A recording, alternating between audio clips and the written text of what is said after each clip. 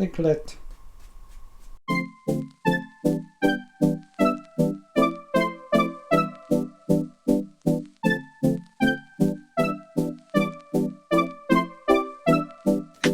These actually look okay.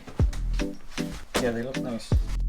For today's pancakes, we have maple syrup, strawberry rhubarb jam, and peanut butter.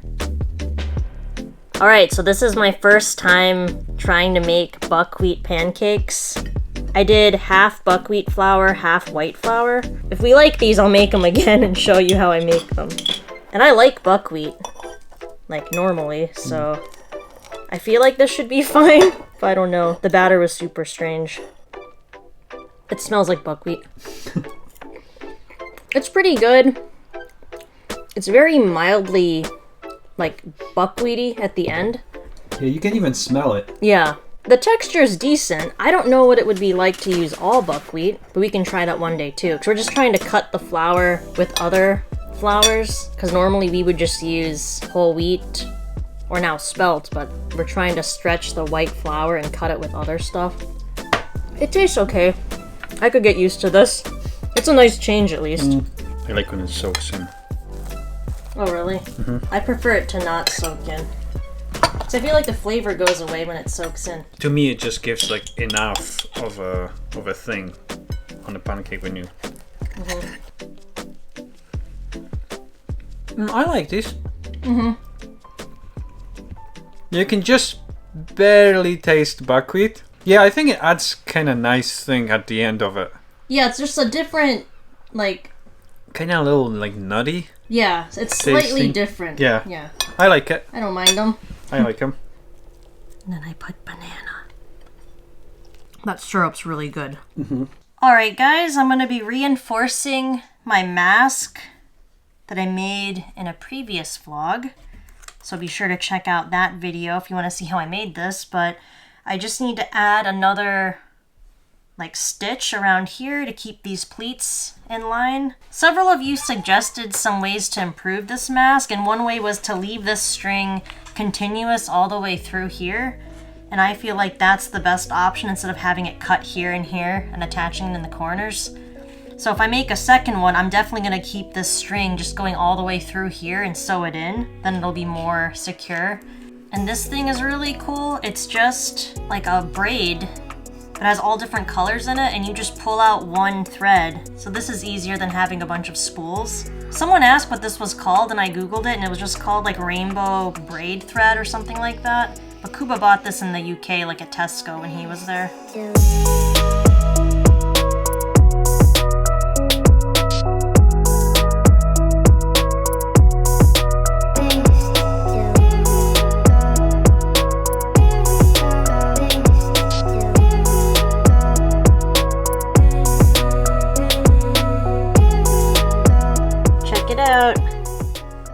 This wasn't really necessary going around here, but I thought it would look better to have it uniform.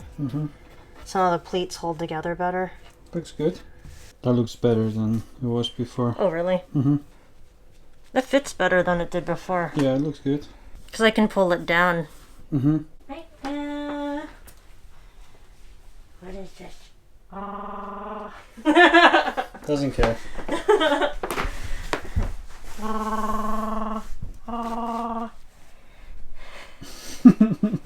Aika, who am I? Oh, there's sand up here. Yeah, it's like everything.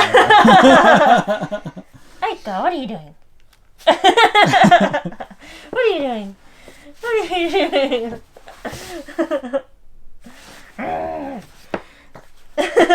She's funny.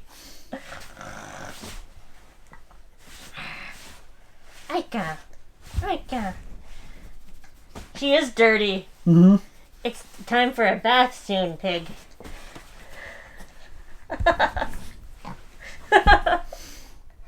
She snorts like a little pig. Do you think the top strings are the right length? We could probably cut it more. On the top? The top. Okay. But having it longer also makes it a little easier to tie. Oh, okay. But the neck ones definitely we can cut. So you could probably cut off like whatever is sticking out, like from here somewhere. Okay.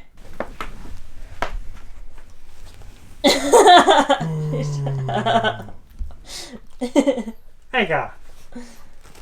Hey, go.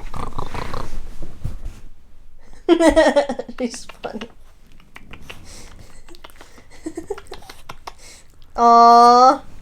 Pig! She's cute. Zakuba, no nose. Must lick your nose. You cut the strings. Yeah, that's way better. So I cut off like this much, not too much. We also have our masks that we bought in Krakow, and this was for our India trip. But in Krakow, lots of people were wearing these, just in the city. Yeah, because there was lots of like smoke Yeah. in the winter. So you could wear these when you go into town, but the problem is that you don't want to be like wearing them over and over again, because if you touch the outside, then whatever could be on the outside, then you get it on your hands. So you have to like take it off like this, and then wash. Our kitchen looks cool now. Check out these knobs that Kuba put in.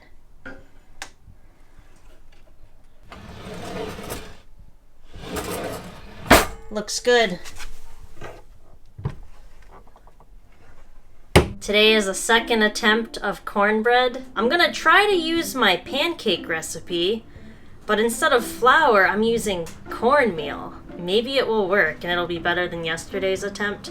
Because I really want to make a cornbread recipe that you can make without flour. And you have to be able to make it in a non-stick pan, because a lot of recipes want you to have like a Dutch oven thing or a cast iron skillet. And not everyone has those things, so I feel like if I can make it in a non-stick pan, then more people will be able to make that. Smells like cornbread. Oh, That looks nice. that actually looks like cornbread, so we'll see. So this will be our appetizer before dinner. Oh, you know what I forgot to put in these? Sugar. I didn't put sugar in them. I wonder how they would be if you put banana in. I think they would taste fine. I just wanted to make it as basic as possible because a lot of people don't want to use banana in recipes like that. So if I could make it where there is no banana, more people would want to make that than if it had banana.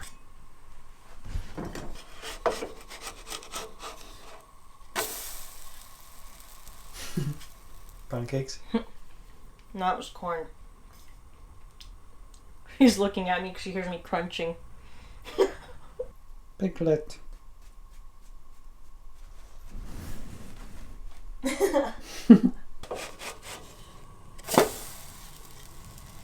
That's a big one.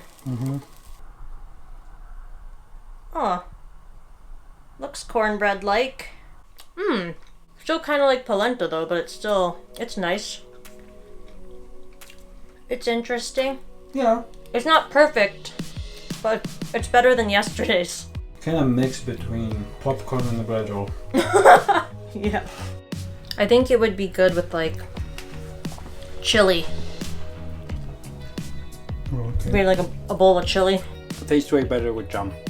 Yeah, it needs some sweetness. It's interesting. Yeah, so I'll still work on the recipe. We'll figure it out. It's something I thought of, something I like to try. Please don't say it's all about you.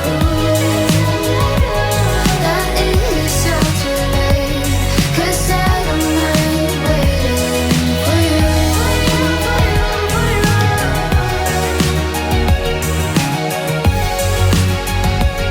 No, I don't mind waiting for you.